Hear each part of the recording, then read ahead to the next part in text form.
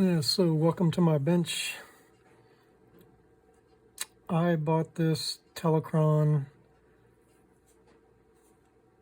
1940s to 1950 clock. It's called a Colonnade.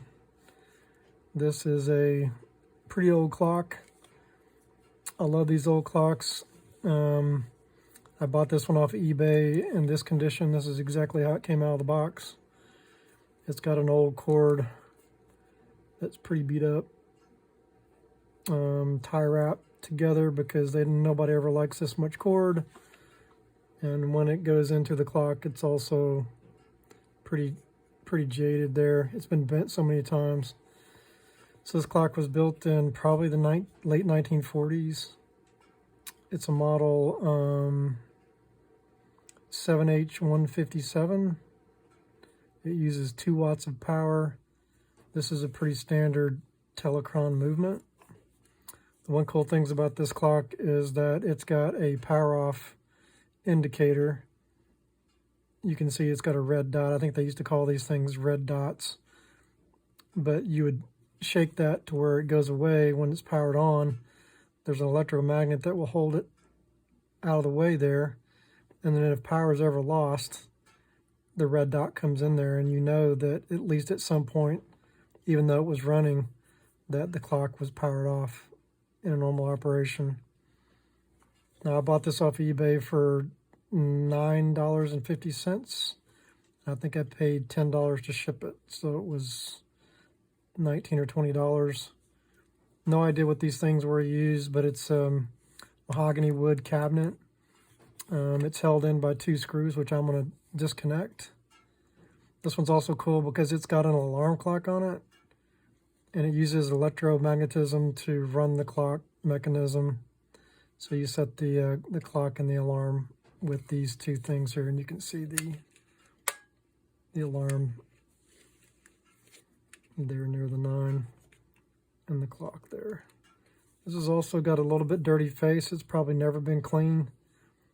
I'm going to take this thing apart, and I think I'm going to take the glass out when I take this apart and replace this cord. But I'm going to show you how to take this thing apart, replace the cord on both ends. I was thinking that I would just use this end, and I am probably initially, but clearly this is not very safe because it's got AC wires exposed. So even though I don't have one of these things, I don't think anyway, with me, I'm going to go to Home Depot, and these things cost $2. Get us something more decent than this. I also don't want 6 feet of cord, so I'm only going to end up with 2 feet of cord. And I can plug it into my application, which is close to one of my desks that I want to use. Missing some feet, easy enough to fix. This clock has been well used. It's not in the best shape, but kind of adds to its character. So I'll get those things replaced after I get it out. I'm going to take this off. I have to get some of my tools out. I started without my tools.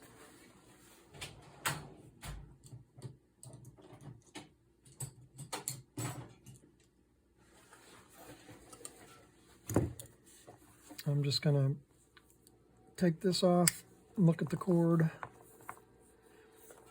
This cord in general, I'm thinking about using it just because it's the original cord.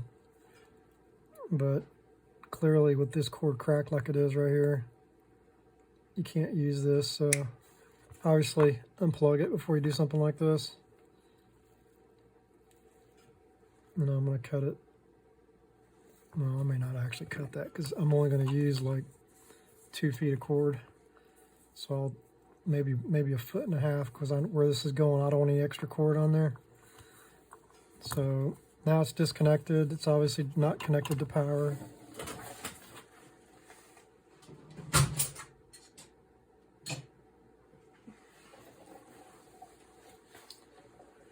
This thing is held together by these 2 screws, and the 2 screws have springs in there.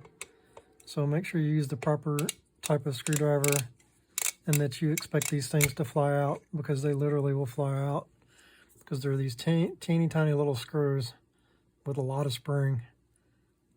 Not exactly sure why, but keep that in a safe place. I use this magnetic thing that I use for my cars. It works good on my bench as well.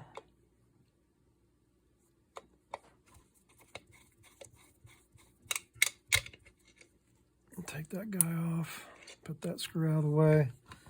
Now what'll happen is the face will come right off. That's literally the only thing that's holding this thing together. And then you can see how this is put together. So this is definitely the original cord, because this looks like literally how I see it when it comes from the manufacturer, the factory. And you can also see how the face is held on by these little crimps. So to get those off, you just uncrimp 3, maybe 4 of those. And then when you put it back together and I clean this face, you can't really see it, but the face is really foggy and there's some lint and stuff in there. So I'm going to see if I can't pull that off and clean off the face. My plan is not to touch the original face, but to clean the glass by itself.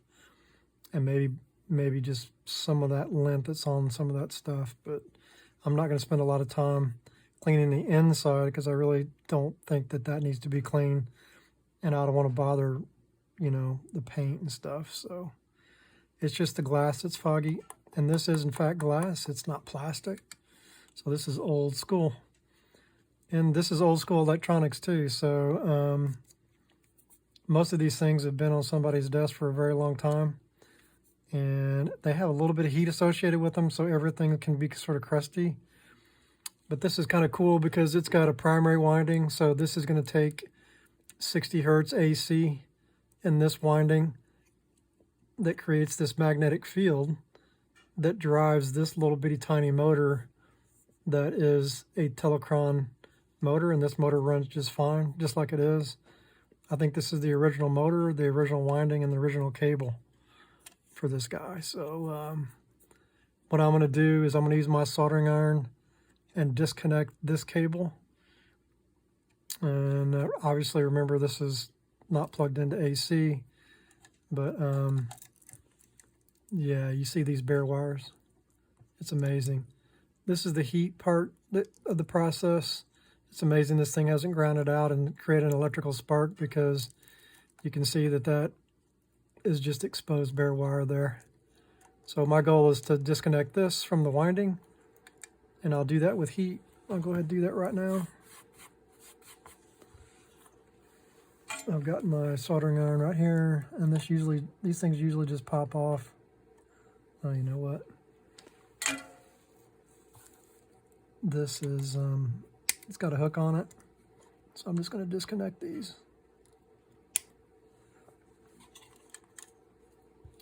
And then I will remove those from the hook. Sometimes to get these things off, you have to use a little bit more solder. So that's what I'm going to do now. That smoke you see is flux. This is flux core. Those things usually just fall right off.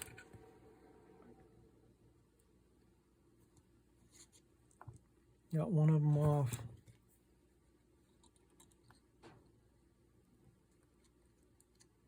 I try not to put too much heat on those things.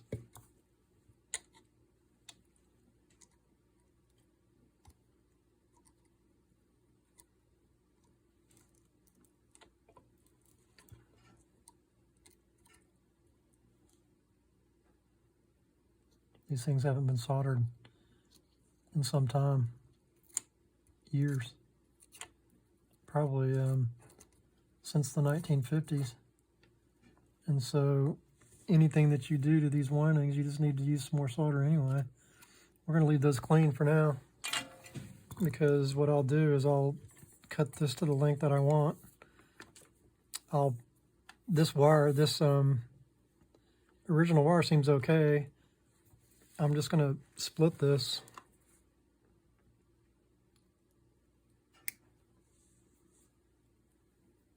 I'll cut this back with some crimping tools.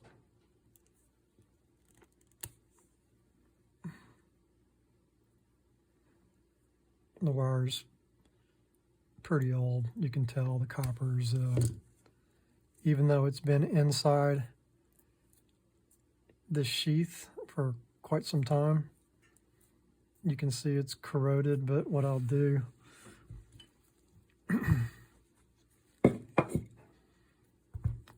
is tin these guys.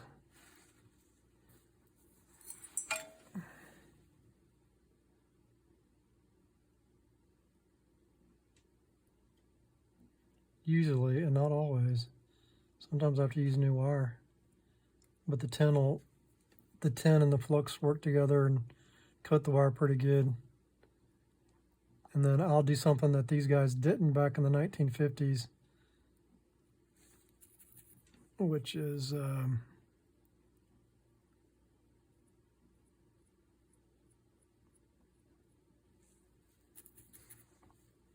that's a really ragged wire. Put that on the floor for now.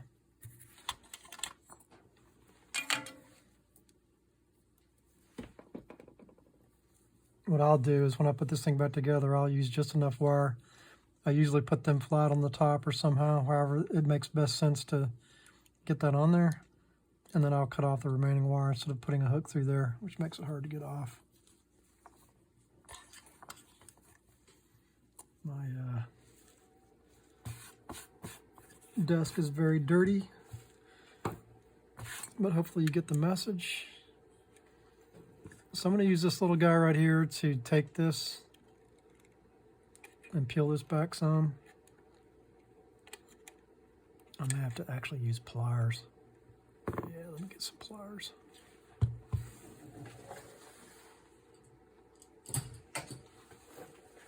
Something a little more rigid.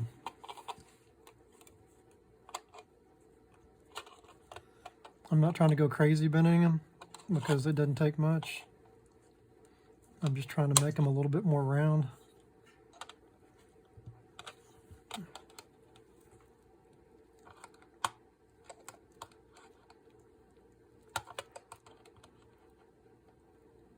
Just so I can get the face off.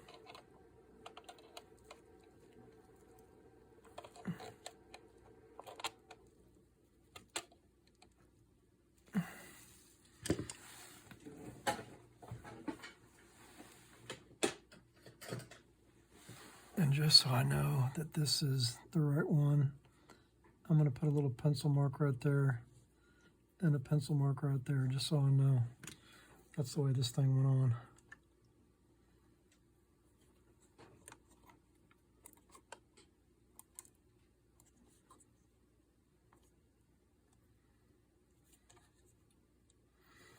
I'm going to have to work a little harder at that.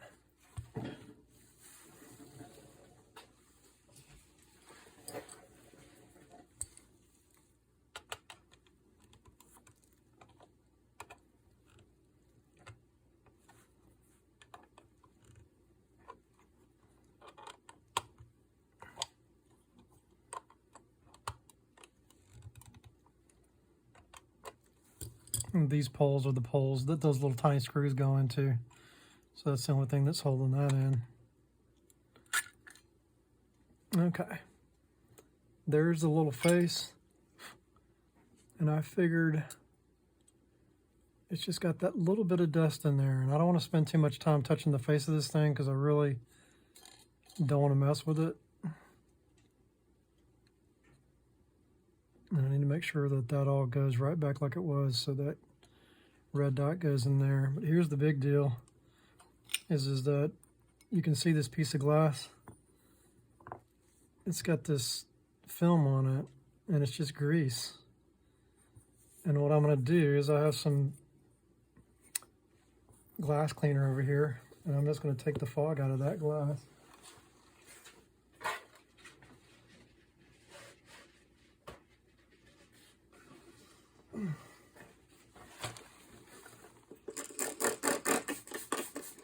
I'm not going to spray the glass. I'm just going to use Windex to clean the glass. And by the way, I'm over the top of a concrete floor, so I got to be careful with this glass.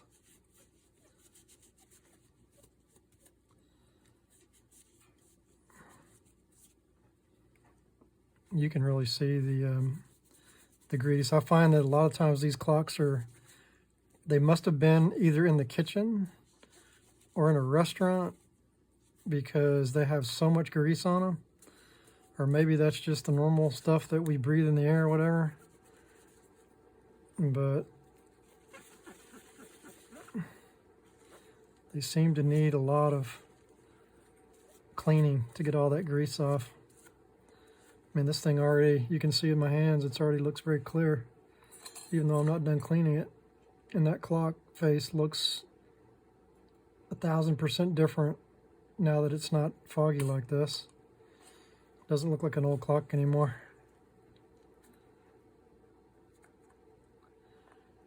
Now this glass has some scratches on it, which they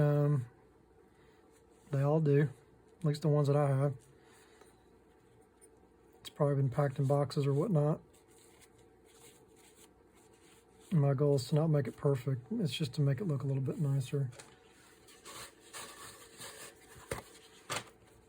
And I'll just use this to get most of the lint off.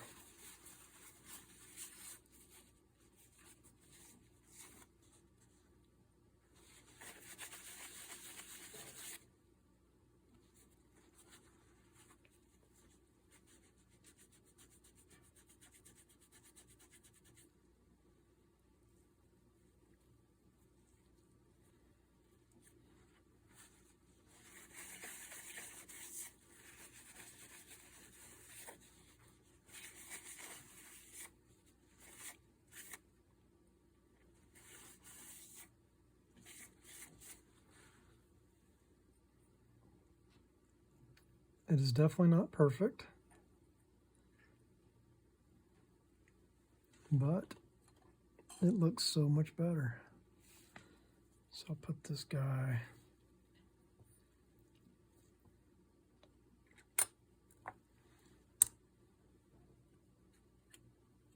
it goes back in there like that. Put this guy in there. Just a little bit of cleaning.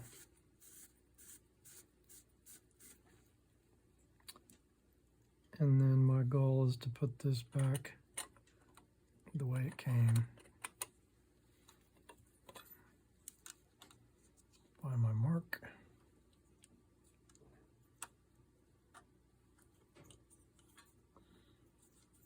Those are the light ones.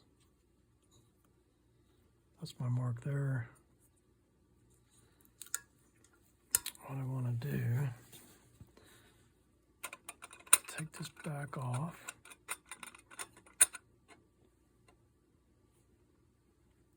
That's my mark there.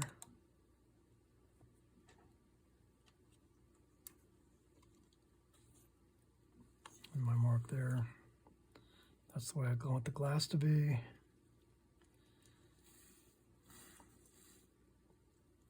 So this mark and this mark go together.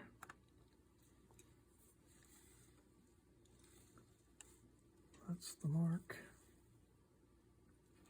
and that's the mark.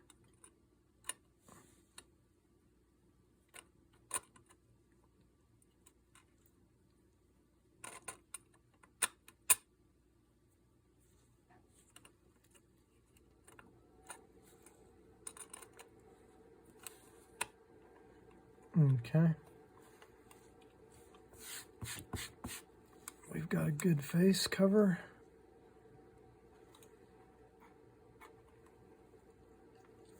And it's in there pretty good.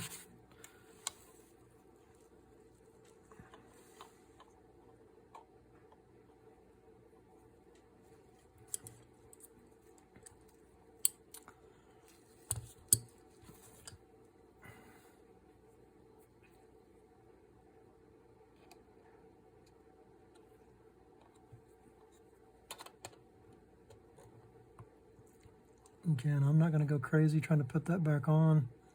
I don't think you need to bend them that much to keep the face on.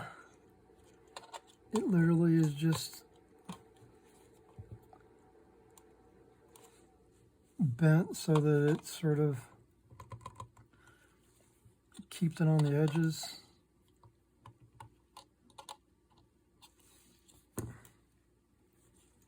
Okay.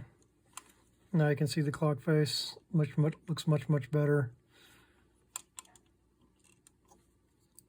And again, I'm not trying to make it look new, but just make it look a little bit better.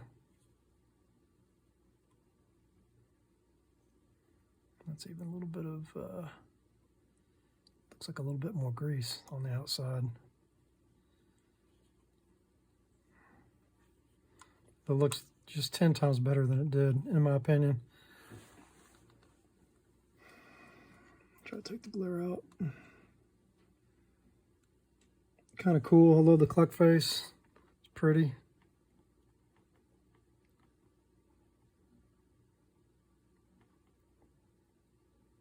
So the alarm mechanism, I've taken these things apart before to replace these motors, which you can actually buy. These motors sometimes lose their grease and they become either loud or they hum. They make a lot of noise sometimes. So you can take this apart and replace the motor and either have the motor rebuilt or rebuild it yourself. Normally I would go out into the barn and spray all the dust off, but I'm not going to do that because I'm trying to do this in one shoot, just so you can kind of see how easy it is to fix a clock like this. But this is good to go. This mechanism here is going to change the buzz tone. So like the harder it is, the more you've got pressure on it, the less it's going to buzz. And then of course to release the buzzer you do that. This thing makes an old school buzz. I'll try to remember when I get it all put back together to show you how the buzz works. But I'm going to put this clock together now to try to keep this video short. The case has got some, oh yeah, by the way, this has got little things that go inside these holes. They go in there like this, so don't lose those like I just about did. Clean those off.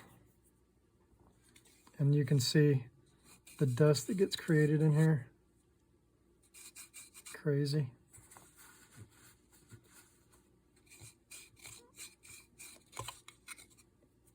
I'm not trying to make this clock perfect. I'm just trying to make it look a little bit prettier. Just kind of picture what these guys did back in the 1940s when they built these clocks. There was obviously a solid block of mahogany, and they used some type of a drill to drill this thing out. And I can't tell if this is a back plate, but it looks like a single block that somehow they were able to cut this hole and make it all work. This has got a date in it. It says May something 1952. So this clock was made in 1952. So that answers that question, how old it is. It's 11 years older than me. So this clock is 69 years old. There you go. So put the electrical cord back through here, and I do something a little bit different. They had this thing tied around this post, and frankly there's not enough space to do that. So what I do,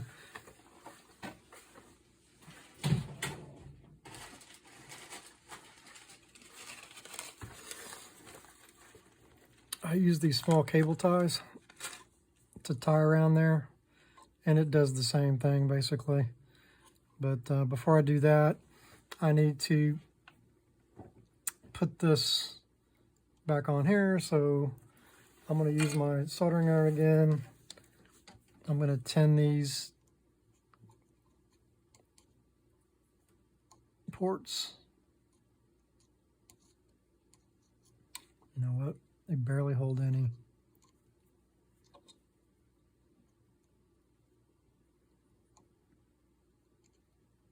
So I'm just going to go ahead and 10 them on there.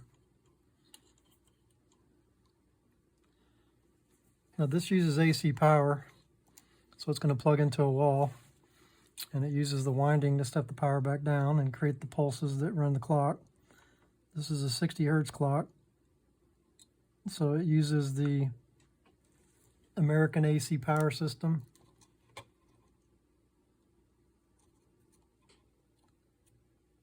To create the clock. 60 hertz, and they've got the motor so that it runs in 60 cycles for a clock. And these clocks are remarkably accurate in my personal opinion. Since they do use the American clock, you know, my power here as far as the hertz goes is right at 60 hertz. So these things create a really accurate time.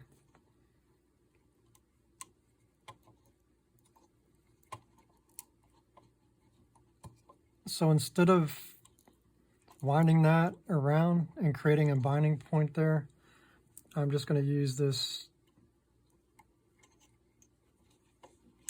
wrap here, which will let me put this on here pretty tight.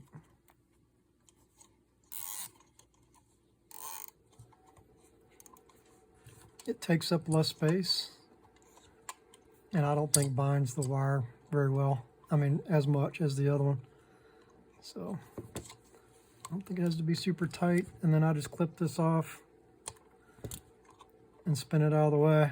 And then I've got the same basic hold on this thing as this great big knot with new binding. So AC power, be super careful with this. Obviously it's not plugged in, so I'm not worried about it, but with AC there's no polarity, right? So it doesn't matter which one of these you plug it into. And then I'm just going to undo the bottom of these so that that's not there.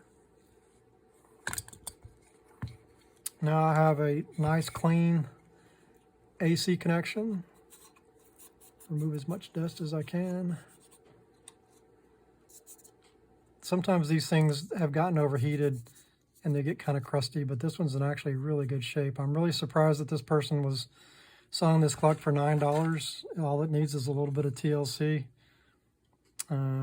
Really doesn't need any lube or anything like that. Even the red dot is in good shape, and it moves freely. I bought these clocks where they don't move so freely, but this one actually moves pretty good. So we're ready to put this back into the housing here, and it is going to go like this.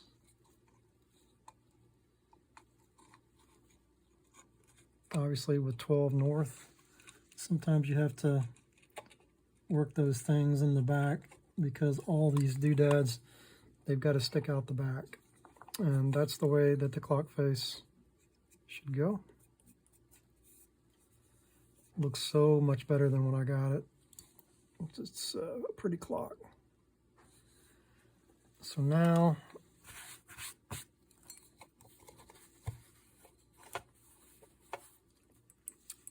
what you do is you put these doodads back in there to complete the housing. Sometimes you have to wiggle it around.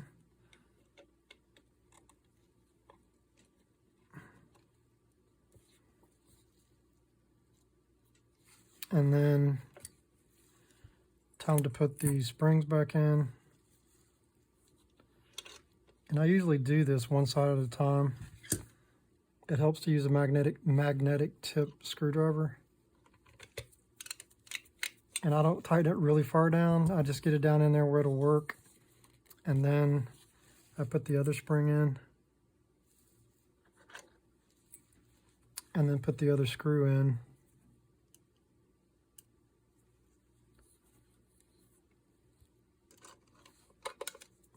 It takes a little bit of down pressure to get those things to thread in there. Well, you'll feel it when it does. And then make sure that the clock face is in there like you expect it. And then just finger tighten them the rest of the way. I do not put any torque at all on those screws. This is probably the first time these screws have been taken off since it was manufactured, so I don't try to put any other pressure on those things. So that's back together. Now I can really see the clock face nicely. It looks great. The other thing I want to do is, oops, dominoes, 52 pickup. I just want to make this cord a couple of feet long, not even. So I'm going to take this cord and cut it. And for now, I am going to use this thing, even though I shouldn't. But for now, until I can get another one, just undo these guys. And pull these things out. This has also apparently been in a wet location because these things are rusted. I'm going to do the same thing with these wires. I'm going to go ahead and tin these wires.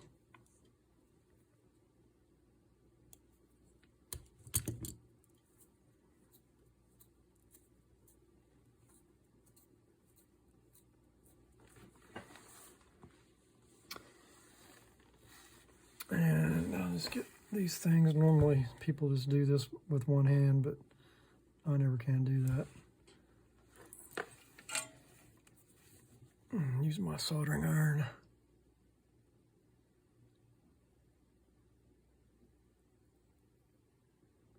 This wire is really not very good.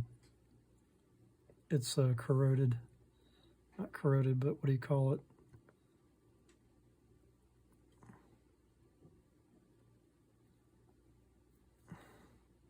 It's not copper. The outside's not pure copper anymore. It's oxidized. That's what I'm trying to think. And it doesn't hold the solder very well, but it holds it well enough. So try not to get those wires too hot. And again, with AC power,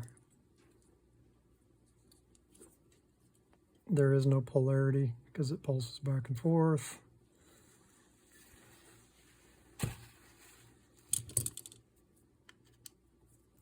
And I am literally just going to put these things down where they're barely touching, because tomorrow I'm going to go to Home Depot and get some new ones. With these ones, I need to be really careful that I don't touch these wires, because it's dangerous, actually, the way these wires are on here. This plug is definitely not a new style plug.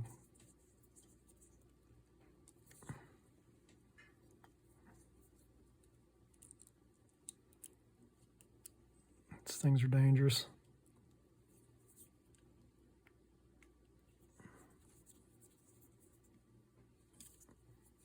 And then for now, I'm just going to pull them through. And obviously you can see that this is exposed wire, so extremely dangerous. So don't do this if you're the faint type. Don't know what you're doing. Okay, so I've got the little clock back together. Now you can see the red dot. What you do to get that red dot out of the way is just kind of move it out of the way. Now it's white. And the cool thing is if you take the power out, you'll see that it goes back. And even with the power comes back on, that red dot will stay there, so you kind of have to move it out of the way when you're done. It's currently 1:13 in the morning. So we'll put this back on 1:13. And let's see what the alarm sounds like. Pull this guy out.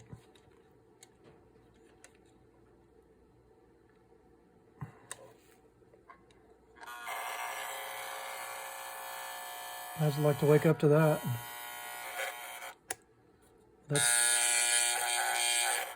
That's the way we used to wake up. this guy here is that thing that makes it louder or softer. So if you want to wake up silently,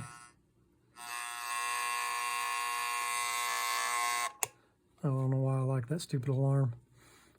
Probably reminds me of being a kid, but yeah, I bought this off eBay for $9, $9.50, and it's not in bad shape.